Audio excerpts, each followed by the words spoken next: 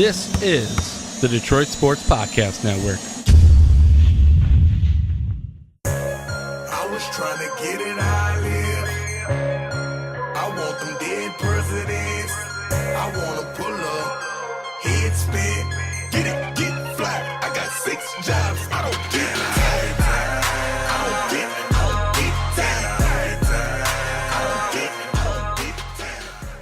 Welcome in, everybody, to this week's Two Bad Hombres. I am the Doc, John McAroon, joining me on the phone as we coordinate our coverage, our work. Vito's doing a bunch of meetings. He's working remotely from home. Welcome to the weekend, Vito. What's happening? I'm doing well. We were able to cover the Tigers opening day game. That was great for you and I, and great experience, great ambiance and all of that. Running the ballpark. It was cool to check out the opening day tailgate scene and then get in there and check out the Tigers. Yeah, man, it's good. I like how the network progressed this week. It was surreal being in a room myself with Tom Izzo ahead of the Final Four. The national semifinal takes place tonight. Michigan State, Texas Tech, they're going to battle in the late game. In the other contest, it's going to be Virginia, the number 1 seed, taking on Auburn, the surprise team. Many feel like that's the game that could be very exciting. The Michigan State-Texas Tech game going into it, many people feel like it's going to be a grind. But to begin the podcast, it was great, Vito. I had messaged you, full disclosure. I said, Vito, what do you think? I get the announcements that, when Tom Izzo is going to conduct his pressers. And I said, should I go? I consulted with you, and you said, you know what? I think it would be a good look for the network to go out there and to have a presence. And you were absolutely right. There were several tables lined up, all the media in town representing the news, free press. I had a chance to shake the hand of your colleague, Jeff Seidel. I met him. I said, hey, I'm John McAroon with the podcast. I respect your work. He said, thank you. Had a chance to sit down with Matt Charbonneau. He sat at my table, just said hello, exchanged pleasantries, caught up with Brad Galley. And so I definitely made my way around, and I did hobnob a little bit. And I also discussed, and I said thank you for having us to the Michigan State Athletic Communications Director, so that was good. But, oh my goodness, man, he looked like he was so busy. He has so many interview requests on the table. He's so busy. Obviously, earlier that morning, he denied me a formal interview request with Tom Izzo on the podcast, but I understand. He's, very busy, and we're low on the totem pole, so we didn't get a chance to have him on the podcast. But I'm like, okay, I'm going to have an opportunity to sit back and see how these pressers go. And Vito, shockingly, the first 3 questions were not good ones, and some of the media started noticing, like, where are these questions coming from? And I don't know, I didn't get a chance to see who was asking it, but some people were asking about some of Tom Izzo's players leaving for the NBA. They were asking about Kyle Aaron's availability. And, these are pressers where it seems like how it goes, people ask questions and Tom Izzo gives long, detailed answers. So maybe 10 questions were asked. So being there, I was like, okay, I got to be aggressive. I had an idea of what I wanted to ask, and it was going to be about people's perception of the program and Tom Izzo, and the notion that Tom Izzo needs to win that second NCAA title. So I'm sitting there, I'm getting comfortable. People are asking decent questions, thorough. And Tom Izzo, his presence at the podium right now is really strong. He answers questions openly, honestly. He knows the game. He knows how to answer questions, yet he gives you some things. He talks openly. And so I got the mic, and I had the opportunity to ask him, and I asked, what do you think, and how would you respond to those that say you absolutely have to have this second NCAA title to silence the critics and validate your tenure? And he said, you know what? In the past, I would want to fight the haters. I'd get really upset and frustrated by people that think that way. But he's like, you're right. You know what? It's absolutely true. I do need it. It's for me, not for anybody that, is outside of this room. It's for me. I want to take Michigan State to levels that are unprecedented. I want to put Michigan State in rare air. And he answered it thoroughly. A lot of people liked the question. A lot of people liked the answer. And all in all, it was good. Got a free lunch. Got to go to East Lansing for a couple hours. And it was really good for the network. Obviously, people saw the video. They liked it. And I think that all in all, it was good to have a presence with Michigan State, especially ahead of the Final Four. Well, you liked that free lunch, too. I know that about you, John McAroon. So that was good for you. That free lunch in there. And you got that good question off of Tom Izzo. That was a very nice question. You asked it eloquently, and he answered it with, I think, very good thought, like a very nice, well thought out answer. And it was cool to hear him say and actually admit to you and everybody out there that was gathered at the press conference that it really doesn't matter to him winning another national title to validate his status as one of the top college basketball headmen in the nation. And I think you were kind of asking that along the lines because of the fact that you think that yourself. Now, you can admit to me whether or not you do, but I think you did ask that question too because of the fact that you do believe that yourself, that he needs to win to validate his status as one of the best college basketball headmen. And I wouldn't say simply in today's game, but of all time. And he's already got these accolades. He's garnered a lot of Final Fours and, you know, the most by any head coach in Michigan State men's basketball history. But when you consider him along the likes of Coach K and Jim Boeheim and maybe past guys like Jim Calhoun, he's a step below those guys. Just, you know, plain and simple, he is a step below those guys. But by winning another national title in his first since 2000, I think he would validate his status as one of the best headmen.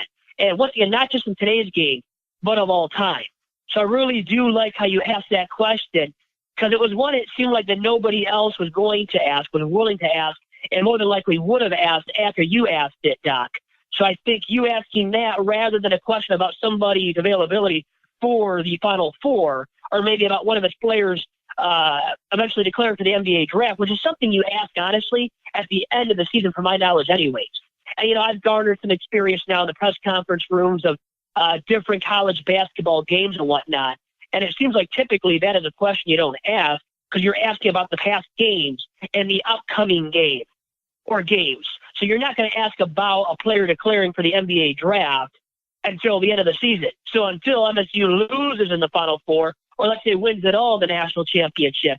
And even then, you want to ask Izzo and company about, you know, how they felt winning that national title or how devastating that loss was in the national championship game to Virginia, perhaps, who I could see beating MSU. Of all the teams that are remaining, I could see Virginia also winning the national title outside of MSU. So MSU's odds are very high at this point. Obviously, when you're one of only 4 remaining teams left in the tournament, well, you got a great shot to win it all. And you got past Duke, who I think, Doc, and this is another topic, and we can get into this as well right now or a little bit later, I think by MSU beating Duke, MSU beat its biggest challenge in this year's tournament. And you could almost argue by far, unless you strongly consider Virginia, in my opinion, to be a big threat to Michigan State. And I think right now, the teams remaining, I think Virginia is the biggest threat to MSU. And I know you probably can say to me right now, well, you're saying that easily because Virginia is the only number 1 seed remaining. Well, also because of the fact that they are due for redemption. You know, after last year losing in the first round, you know, as a 1 seed to a 16 seed, that was the first time a 1 seed had ever lost to a 16 seed in the men's basketball NCAA tournament. So I really believe that Tony Bennett and company were then due to make a run this year. And now, already having made it to the Final Four, Doc, I think Virginia is that strong, potent team that can knock off MSU in the national championship game. And I think, honestly, Virginia is the only team remaining that can beat Michigan State at this point. Interesting thoughts. Now, to answer your question, no, I don't think that. I don't think that Tom Izzo absolutely has to have the second title to validate his tenure, but I do think part of the question was to silence the critics. And there are people who will say, you know what, Tom Izzo has won the one, but there are several coaches who are, you know, below Tom Izzo and above Tom Izzo that, you know what, have won maybe a little bit more, have gotten more opportunities. And so I think that the way in which he phrased it was fair in that, you know what, yeah, I want to put Michigan State in an opportunity to have rare air 3 national titles at one school, 2 with me coaching it. And I think that he knows, he's aware that what people are saying, and he has those goals. And I do think if Michigan State is able to take it down, the critics will be silenced. There's nothing else to say. I think so. The critics will be silenced, and I do think he understands it. And yeah, it was a fair question. No, I think Tom Izzo, you know, reaching the Final Four by taking Michigan State from where they were to where they are now to being nationally relevant, I do think it's not fair to say just because Michigan State's not Duke, just because Michigan State's not Kentucky, or they're not North Carolina, that it precludes them from being talked about as an upper echelon program. Michigan State is in the conversation. They get NBA players. They get talented individuals. They make runs every so often. And Tom Izzo has been to the Final Four several times. And I know in this culture it's all about winning, and it's about, cutting down the nets and how many titles do you have, especially when Duke has 5.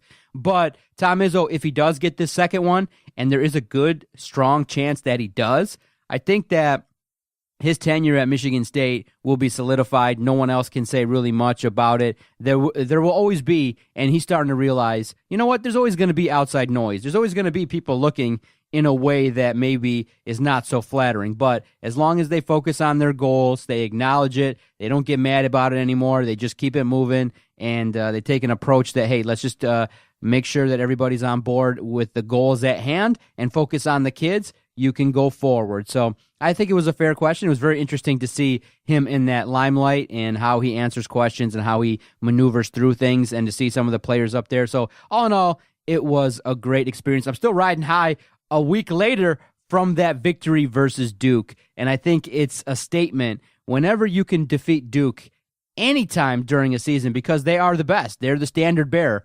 They had the consensus best player in the nation. So when you go out there and you defeat Duke, it's a good feeling, and especially when you can eliminate them from the NCAA tournament and advance to the Final Four to win a region by defeating the vaunted Duke and Coach Krzyzewski, I'm happy. It was a wild ride, Vito. I screamed. I was tense. I watched it minute to minute, game by game, and moment by moment, and it was surreal to win the game in that way, and it was just relief to be able to advance past Duke, because openly and honestly, I didn't think they would do it. I thought that Zion Williamson, when you see him stepping back and shooting threes, and you see what he's able to do, how he's able to disrupt shots, how he's able to handle his business, man, that's a good player. And for Michigan State, collectively as a team, for Kenny Goins to hit that shot, for McQuaid to hit some circus shots, for some things to fall Michigan State's way, all in all, the journey to get to the Final Four is sweet. And, this is my second go-around now, really, really believing they have a strong chance. But, like everybody else, you still got to win 2 more games. And we've seen it even, as far back as a decade. Michigan State here in Detroit got to the final game versus North Carolina, and they weren't able to get it done. And that was tough, man. That was a tough experience. So now, tonight, they face Texas Tech. And by all accounts, it's going to be a grinded-out game. 2 teams that kind of mirror each other, that are going to want to play defense and rebound. But I do think that if Michigan State can shoot the ball well, can effectively get down the three-point shot, and force their will to wear down Texas Tech with Nick Ward, Xavier Tillman, if Cassius Winston can be the strong and best point guard that he always is, I think they have a above-average chance of getting to the finals. But, Michigan State being the leader in the clubhouse to win it all just is a little unsettling. How are they going to respond to that big victory versus Duke? How are they going to respond to being the favorite? It's yet to be seen, but like anybody else, I'm not sitting here thumping my chest thinking that they're their foregone, favorite to win it all, but I'm happy. I think they put themselves in a position to do great things, and I'm curious to get your sense of it, Vito. How likely is it that Michigan State cuts down the net in Minnesota? Well, you beat Duke, you can beat anybody then. And I kind of already mentioned that too. But that is my thought process regarding Tom Izzo Michigan State right now. And they were the better team than Duke. Now, they almost still lost that game because Duke is so darn talented, so much star power. Zion Williamson almost willed his way for Duke to a victory. But team-wise, overall-wise, MSU was a better team in that Elite Eight matchup and proved it by winning that game, eking it out. And Cassius Winston was a star. One of the best players, not only in the Big Ten, the Big Ten Player of the Year, obviously, the best player for sure in the Big Ten, and maybe the number 2 best player in the nation this season, and including his tournament run, and in the Elite Eight. Let's talk about that and the game he had there, where he was the leader in the clubhouse, the leader on that floor for MSU all game long. getting it done with his shot making, his assist making as well. A 20-10 game from him against Duke in the Elite Eight. I mean, you can't top that. So he's a bona fide leader that I think is becoming more and more likely to be drafted, or a guy that, at least has a more of a fair shot than maybe he did coming into the season of being an NBA player now. And I'm not saying he's just a guy that's going to be a great NBA player, but I think he's proven throughout this year's tournament, Doc, that he can stand up there with the best of the best, at least in the college game. And I think with having him leading your team going into this Final Four matchup against Texas Tech, I think they have to favor Cassius Winston and company. I think right now Michigan State is playing like a well-oiled machine that can make just enough shots, get the clutch three-point shot making going, just enough to overcome what Texas Tech can bring to the table when it comes to their defensive effort collectively. Because they really do have one of the best defenses in all the nation. And they proved it against Sparty's arch nemesis in the Michigan Wolverines in the Sweet 16.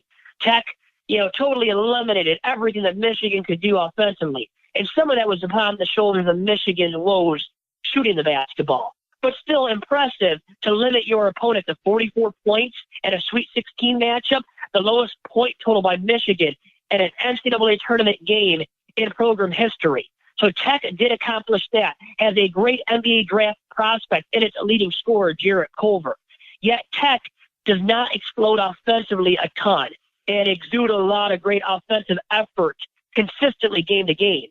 And because of that, I think even with their strong defense, Doc, I think Michigan State and what it can do shooting the three ball and led by Cassius Winston, I think will be too much for Tech to overcome.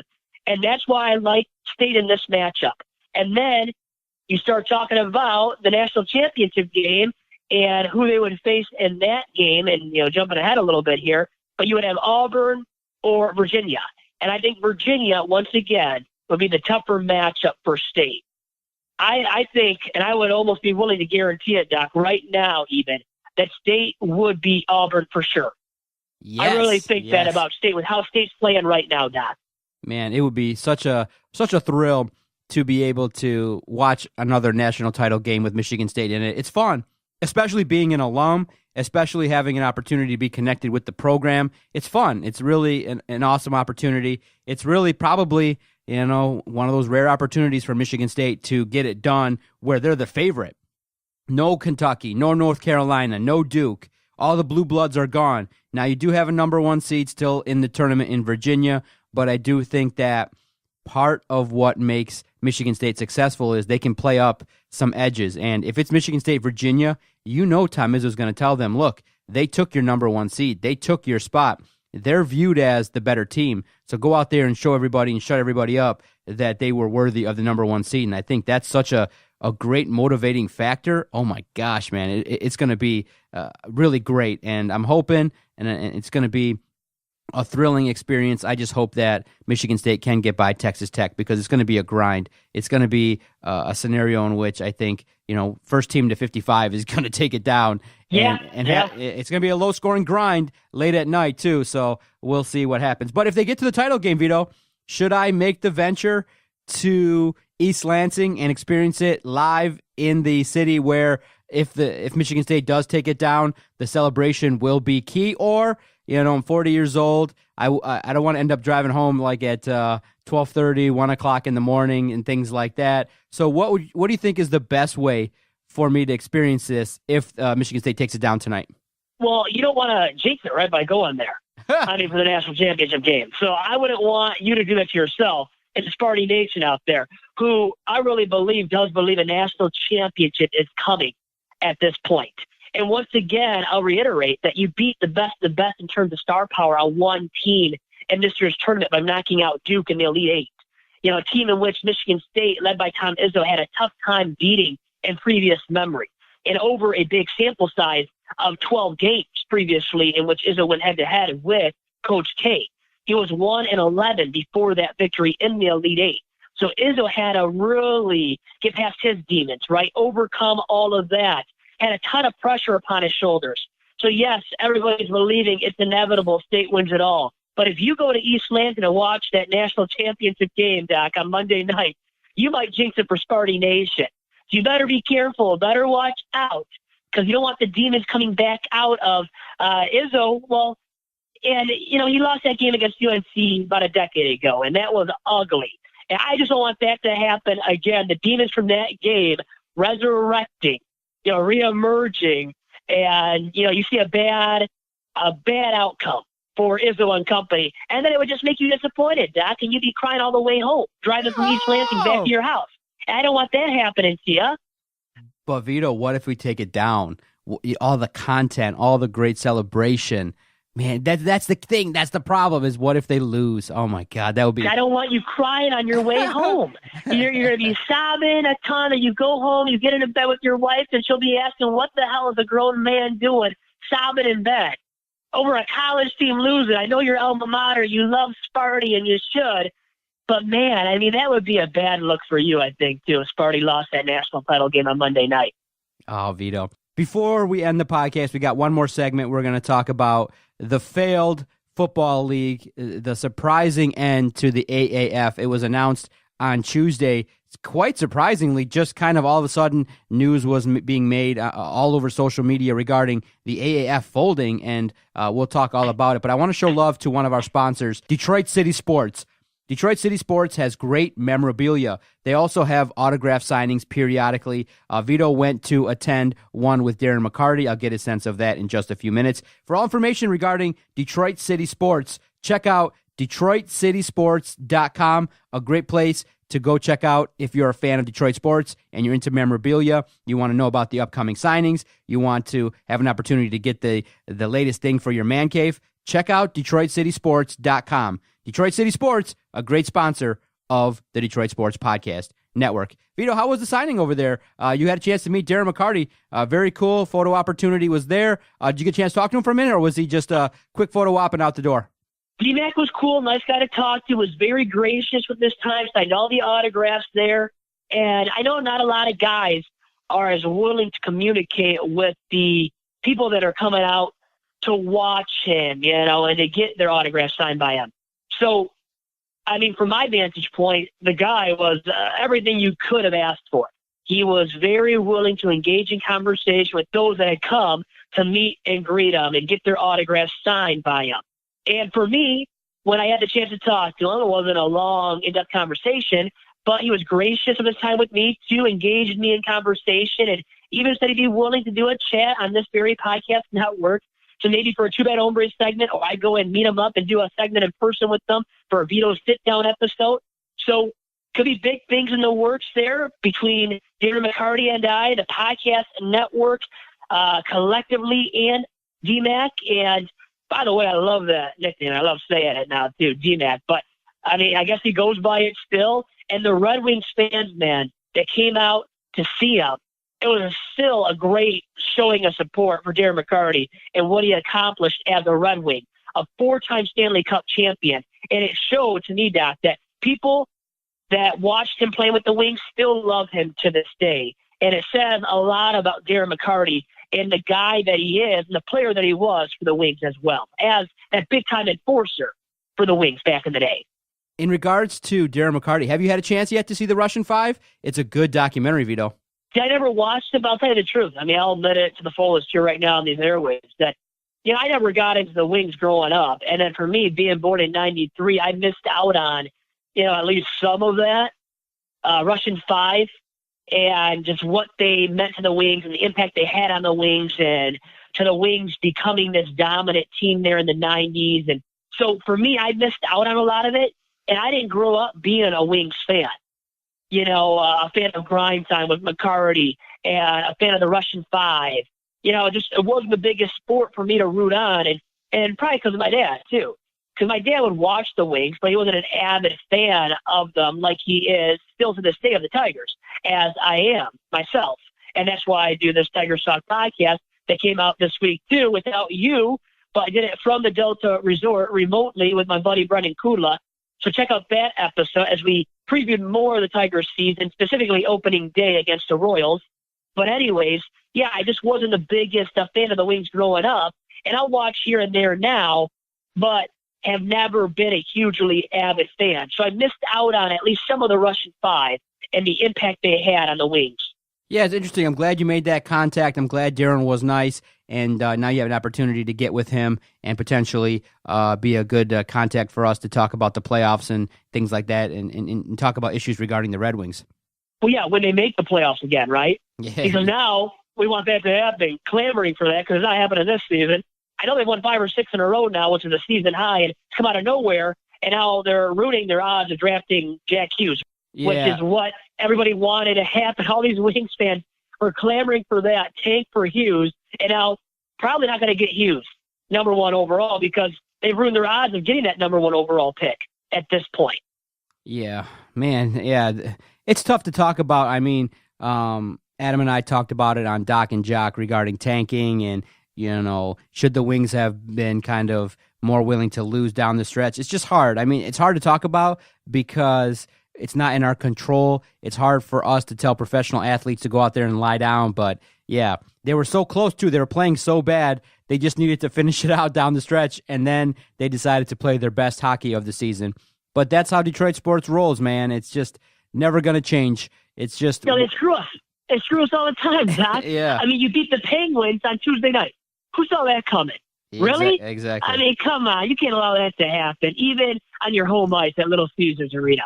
Exactly. So before we get out of here, how crazy is it that people continue to think that starting a football league, a spring football league nonetheless, is the right thing to do? I just think that it's stupid. It was a colossal disaster. The AAF folded, basically. Now, they didn't say they folded. They said that they ceased operations. But how embarrassing. You can't recover from when you start a league, play a certain amount of games, and then, before you even end the season, before you name the season 1 champ, you fold business. You had people, a former Michigan State linebacker had just quit his job or quit everything. He said he dropped everything, got the news, and was going to be on a roster, only to have it announced 24 hours later that the league was going to fold, especially after a major investor dropped $250 million, in essence becoming a primary board member and the owner of the league. He just decided to fold it down. And basically,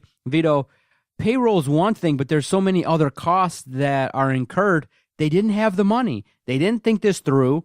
They were ill-prepared. It comes across as a disaster, and really one in which I think people should have recognized was going to be a disaster.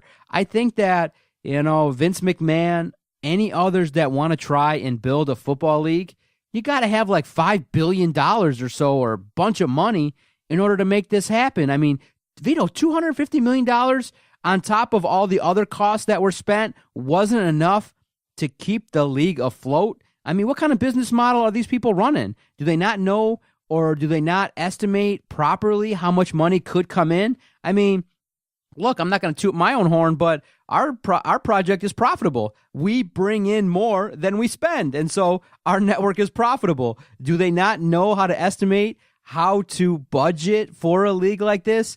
All in all, it's a disaster. I never watched a game, and if it comes back, I'm not watching again because the league jumped the shark. It's terrible, awful PR, and a nightmare for the AAF. And now you got Vince McMahon, who's going to reboot the XFL, and he's selling his WWE stock left and right to pay for it. I just think that's going to be an utter disaster as well. It's one in which I think entrepreneurs need to realize, look, the NFL is a monster. They're too far ahead. They make billions. They're printing money. Step away from that. If you want to make some money off of football, find a way to, be a supplement to the NFL through merchandise, through other type areas, through other ventures with helmets or other things involved in football. But a league is not going to happen. I don't think in our lifetime, Vito, I don't think there will be another league that is successful financially like the NFL. It's just a fact. They're too far ahead. And this news that happened this week is a colossal mess up. Now, you were saying you don't like to toot your own horn about the DSP network and the DSP network being profitable.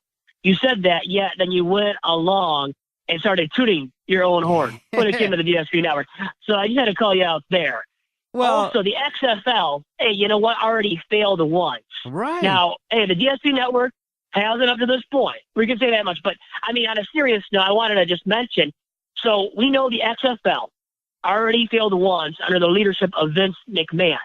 So you see these TV shows coming back, right? Reboots of these successful TV shows. So when there is a reboot of something, such as of a sports league, let's say, usually the league in its first iteration was successful.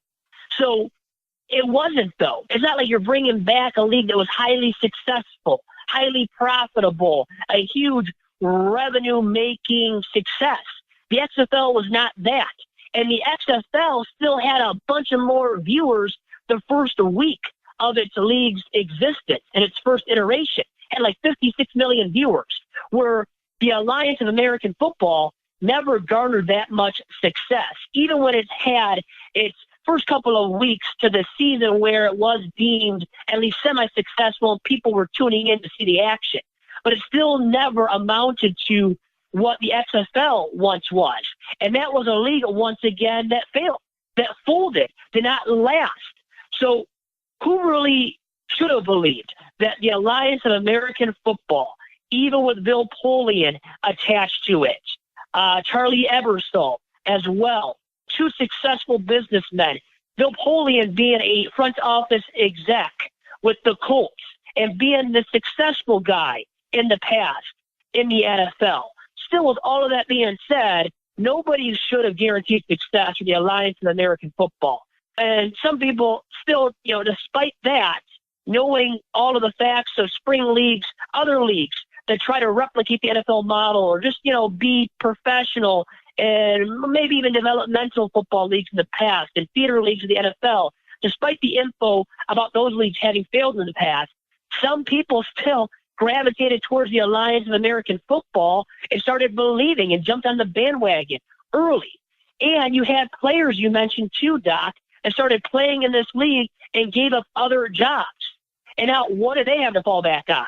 And then there was a report that these players, when they were on their flight home, back to where they lived, they had to pay themselves out of their own pocket for that flight.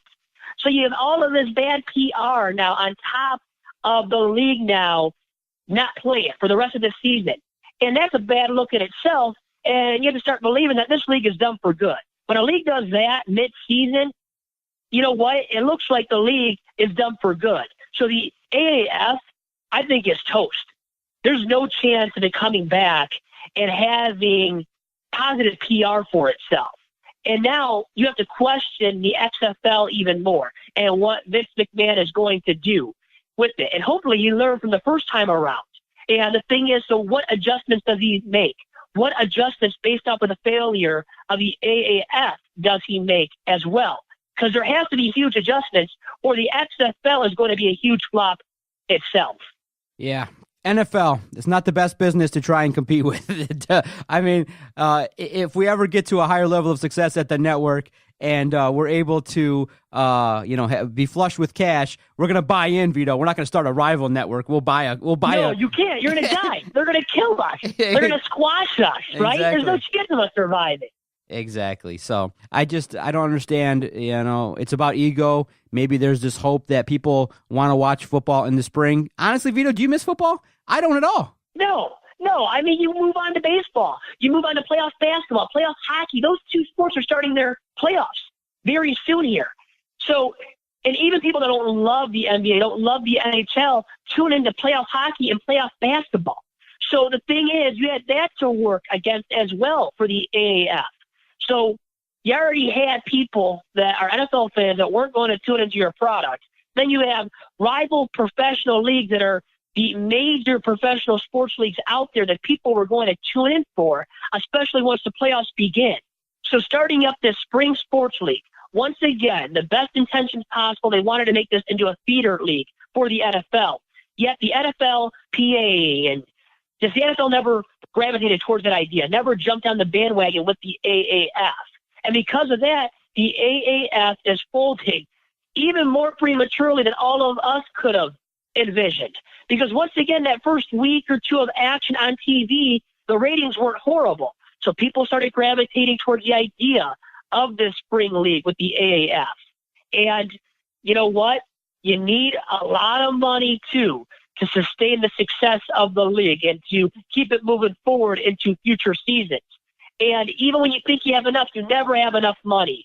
And you already said it yourself, Doc, too. When you try to compete with the NFL, and even the AAF was trying to become a feeder league to the NFL, when you don't have that lined up before the season starts, you're doomed to fail, too. You know, how I view it is the AAF should have had this already set up with the NFL. Don't you agree? No to doubt. where it would have been a feeder league. No. You know, not knowing that going into the season and trying to make that happen mid-season, that's doomed for failure right there, I think. Sometimes you just have to partner up. Sometimes you just can't compete in a world. But, you know, we try it, we compete, but sometimes maybe you do have to look at things realistically. But in the game of football, it's done. Do not compete with the NFL. You will lose and suffer major financial losses. I want to thank Vito for joining me on this week's edition of Two Bad Hombres. Follow Vito on Twitter at Vito Jerome. Follow the network at Detroit Podcast. Follow the show at Two Bad Hombres on Twitter. The show drops every single Saturday. For all news and notes regarding the network, definitely check out DetroitSportsPodcast.com. Go click on the sponsor tab and support all those great companies, all those great people that support the Detroit Sports Podcast Network. Vito, enjoy the weekend. We'll talk soon, brother. All right, man. I'll talk to you. Have a great weekend.